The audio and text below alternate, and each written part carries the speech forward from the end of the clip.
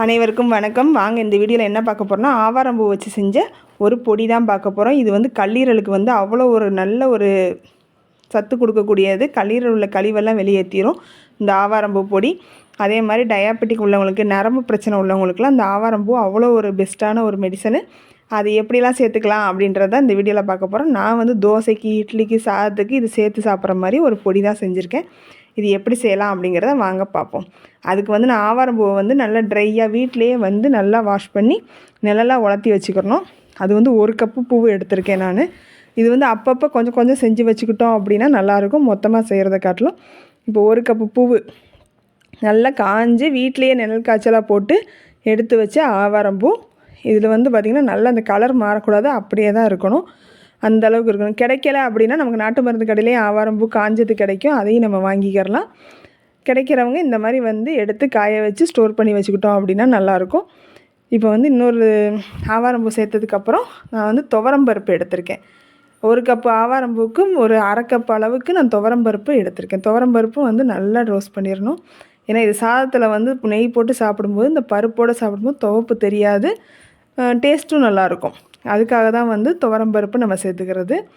துவரம்பருப்பை வந்து நல்லா இப்போ வந்து நல்லா அந்த செவக்க அந்த பச்சை வாசனை போகிற வரைக்கும் நம்ம வறுத்துடணும்.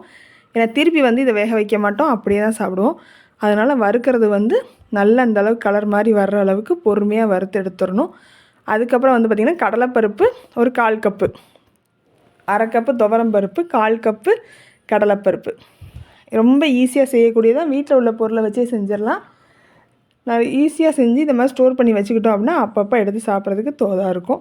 கடலைப்பருப்பும் அதே மாதிரி தான் நல்லா ரோஸ்ட் பண்ணி நம்ம வறுத்து எடுத்துடணும். வறுத்து எடுத்துட்டு அதுக்கடுத்து நம்ம சேர்க்க வேண்டிய பொருள் என்னென்னு பார்த்திங்கன்னா, பொடினாலே வந்து எல்லாருக்கும் ஞாபகம் வர்றது உளுந்து தான். அந்த உளுந்து தான் நான் வந்து 1/4 கப் போல் எடுத்திருக்கேன். இது வந்து தோல் உளுந்து. நான் வந்து வெள்ளை உளுந்து எடுக்கலை, தோல் உளுந்து என்கிட்ட இருந்துச்சு, நான் அதனால் சேர்த்துக்கிறேன். இல்லைன்னா வெள்ளை உளுந்து நம்ம சேர்த்துக்கலாம். ஒரு 3 ஸ்பூன் கிட்ட, 1/4 கப்புனா 3 ஸ்பூன் வரும், 3 ஸ்பூன் கிட்ட சேர்த்துக்கலாம். உளுந்து வந்து வறுக்கிறது நமக்கே தெரியும், நல்லா வாசனை வரும். அந்த வெள்ளை வெள்ளையாக இருக்கிறதெல்லாம் அப்படியே நிறம் மாதிரி வந்துடும். பாத்திரம் சூடாக இருக்கிறதுனால எனக்கு டக்கு டக்குன்னு வறுத்து வந்துருச்சு. நான் இப்போ கரண்டியை மாற்றிட்டேன், ஏன்னா அது சின்ன கரண்டிங்கிறனால அதை பிடிச்சி வறுக்கிறதுக்கு கொஞ்சம் சூடு அதிகமாக இருந்துச்சு அப்படின்ட்டு. இப்போ வந்து நல்லா உளுந்தையும் வந்து நம்ம நல்லா ரோஸ்ட் பண்ணி எடுத்துக்கணும். உளுந்து வந்து கொஞ்சம் நல்லா ரோஸ்ட் ஆகணும்.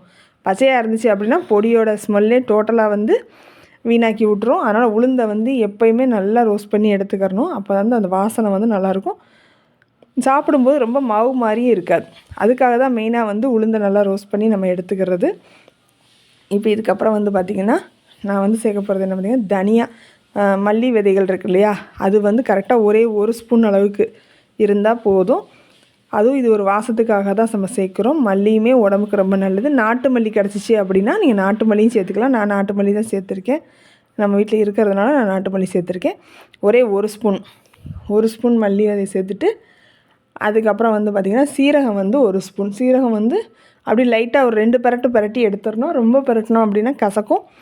2 பெரட்டு பண்ணிட்டு பெரட்டிட்டு எடுத்துட்டு இது கூட வந்து பார்த்திங்கன்னா அடுத்து நம்ம சேர்க்க வேண்டியது என்னென்னு பார்த்திங்கன்னா மிளகு வந்து ஒரு 1/2 ஸ்பூன் மட்டும் சேர்த்துக்கோங்க. ஏன்னா நம்ம காஞ்ச மிளகாவும் சேர்க்க போகிறோம், அதனால் மிளகு வந்து ஒரு 1/2 ஸ்பூன். எல்லாமே வறுக்கிற பதமும் முக்கியம். அதே மாதிரி ரொம்ப ஓவராகவும் வறுத்துறக்கூடாது, கரிஞ்சிற அளவுக்கும் வறுத்துறக்கூடாது, வறுக்காமலும் இருக்கக்கூடாது. நான் வந்து குண்டு மிளகா ஒரு 10 போல் எடுத்திருக்கேன். இது எனக்கு காரம் சரியாக இருக்கும், அதனால் குண்டு மிளகாவை இந்த மிளகோடையே சேர்த்து போட்டு நல்லா வதக்கி வச்சுக்கிறேன். இன்னொரு ஒரு டிப்பு என்ன அப்படின்னா, மிளகா வந்து காம்போடு வறுக்கணும். அப்படின்னா தான் அந்த புறையேறாது நமக்கு. நம்ம அரைக்கும்போது காம்பை எடுத்துகிட்டு நம்ம அரைச்சிக்கலாம். அப்புறம் வந்து லாஸ்ட்டு வந்து ஃபைனலாக கருவேப்பிலை வந்து சும்மா ஒரு கைப்பிடி போட்டிருக்கேன். உங்களுக்கு வேணும்னா போட்டுக்கலாம், வேண்டான்னா விட்டுறலாம். இது வந்து பச்சை கருவேப்பிலை தான், நல்லா அந்த சட்டி சூடாக இருக்கிறதுனால அதுலேயே நல்லா மொறுன்னு வதங்கி வந்துடும். இப்போ இதெல்லாமே சேர்த்து ஆற வச்சிடணும். இப்போ நல்லா கருவேப்பிலையும் ரோஸ்ட் ஆகிட்டு நல்லா தட்டில் ஒரு பிளேட்டில் கொட்டி ஆற வச்சுருங்க. ஆற வச்சுட்டு அதுக்கப்புறம் தான் நம்ம அரைக்கவே செய்யணும். கருவேப்பிலை இப்படி நிறம் மாறிடுச்சு. இப்போ எடுத்து கொட்டிட்டு நம்ம எல்லாத்தையுமே மாற்றிட்டு ஆற வச்சிடலாம். இப்போ எல்லாத்தையும் ஒரு தட்டில் இருக்குது. இது நல்லா வந்து நம்ம ரூம் டெம்பரேச்சருக்கு வரணும். அடிக்கடி இந்த ஆவாரம்பூவை வந்து நம்ம சேர்த்துக்கிறது ரொம்ப நல்லது. டீ மாதிரி போட்டு குடிக்கலாம். ஆவாரம்பூ துவையல் அரைக்கலாம். நிறைய பெனிஃபிட் இருக்குது இந்த ஆவாரம்பூவில். கிடைக்கிறவங்க மிஸ் பண்ணிடாதீங்க. இப்போ மிக்ஸி ஜாரில் நான் மாற்றிக்கிறேன். நல்லா வந்து சூடு ஆறிடுச்சு. இதில் வந்து இன்னும் 2 பொருள் சேர்க்கணும். என்ன அப்படின்னா பெருங்காயமும் உப்பும் நம்ம சேர்க்கணும். இது வரைக்கும் பெருங்காயமும் உப்பும் எந்த இடத்துலையும் நம்ம சேர்க்கலை. கடைசியில் வந்து நான் பெருங்காயம் கட்டி இருந்தாலும் போட்டுக்கலாம். என்கிட்ட கட்டி இல்லை, அதனால் நான் தூளாக சேர்த்துக்கிறேன். கட்டி இருக்கிறவங்க கட்டி போட்டுக்கலாம்.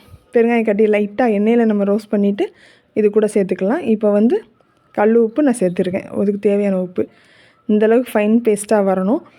இதை வந்து நம்ம எப்படி யூஸ் பண்ணலாம் அப்படின்னா, நல்லா தோசை ஊற்றிட்டு தோசைக்கு இது பண்ணலாம், இட்லி ஊற்றிட்டு இட்லி கூட நம்ம சாப்பிட்டுக்கலாம். அப்படி இல்லை அப்படின்னா பொடி இட்லியாகவும் நம்ம இதை யூஸ் பண்ணிக்கிறலாம். எல்லாத்துக்கும் இட்லி பொடி நம்ம எதுக்கெல்லாம் யூஸ் பண்ணுவோமோ அந்த மாதிரி இதுக்கு முன்னாடி சாதத்தில் கூட இதை போட்டு கொஞ்சம் நல்லெண்ணெயை நெய்யை விட்டு இதை கலந்து சாப்பிடலாம். அவ்வளோ ஒரு உடம்புக்கு நல்லது. பிள்ளைகளுக்கு சேர்க்கணும் அப்படின்னா இந்த மாதிரி சேர்த்து கொடுக்கும்போது கண்டிப்பாக நம்ம வீட்டில் இருக்க குட்டி பசங்களுக்கும் கொஞ்சம் கொஞ்சமாக இந்த மூலிகையெல்லாம் நம்ம சேர்த்து பழக்கி விட்டுறலாம். எப்படி இப்போ சூப்பராக வந்துருச்சா? இந்த வாரம் நல்ல சாப்பாடில் வந்து ஆவாரம்பூ தான் நான் வாரம் ஒவ்வொன்றும் போட்டுட்ருக்கேன், பாருங்கள். இந்த வீடியோ பிடிச்சிருந்துச்சு அப்படின்னா கண்டிப்பாக லைக் பண்ணுங்கள். சப்ஸ்கிரைப் பண்ணாமல் பார்க்குறீங்க அப்படின்னா கண்டிப்பாக சப்ஸ்கிரைப் பண்ணி எனக்கு சப்போர்ட் பண்ணுங்கள். இப்போ இந்த பொடியை வச்சு நிறைய ஹெல்த் பெனிஃபிட் உண்டு. கல்லீரலுக்கு வந்து அவ்வளோ ஒரு நல்லது. அதே மாதிரி இந்த மஞ்சக்காமாலை உள்ளவங்களுக்கு அப்படின்னா இந்த கீழா நெல்லி, ஆவாரம்பூ இதெல்லாம் சேர்த்து தான் கஷாயமாக கொடுக்குறாங்கன்னு சொல்கிறாங்க. கிடைக்கிறவங்க யூஸ் பண்ணிக்கோங்க, கண்டிப்பாக மிஸ் பண்ணிடாதீங்க. அது ஒரு கிடைக்கிறப்ப இந்த மாதிரி மூலிகை சேர்த்துக்கிறது உடம்புக்கும் ரொம்ப நல்லது. அடுத்த ஜென்ரேஷனுக்கு இப்படி ஒன்று இருக்குது அப்படின்றத நம்ம தெரியவும் வைக்கலாம். அதுக்கு தான் இந்த மாதிரி வீடியோஸ்லாம் நான் போட்டுட்ருக்கேன். பாருங்கள், பார்த்து எனக்கு சப்போர்ட் பண்ணுங்கள். தேங்க்யூ. இவ்வளோ நேரம் ஸ்கிப் பண்ணாமல் வீடியோ நீங்கள் பார்த்ததுக்கு தேங்க்யூ. எப்படி சூப்பராக மொறுன்னு வந்துச்சு பார்த்தீங்களா? இது கூட தேங்காய் சட்னி வச்சு கூட சாப்பிட்லாம். ஓகே, பாய்.